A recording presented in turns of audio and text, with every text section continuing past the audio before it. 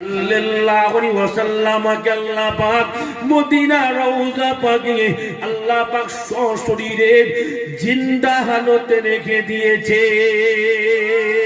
আরো জোরে হবে না সুবহানাল্লাহ, আরো জোরে হবে না সুবহানাল্লাহ। তোর আমরা নওজওয়ান তরুণীরা বুখারী শরীফের শরহে ফাতুল বারী বলে একটা কিতাব আছে গো।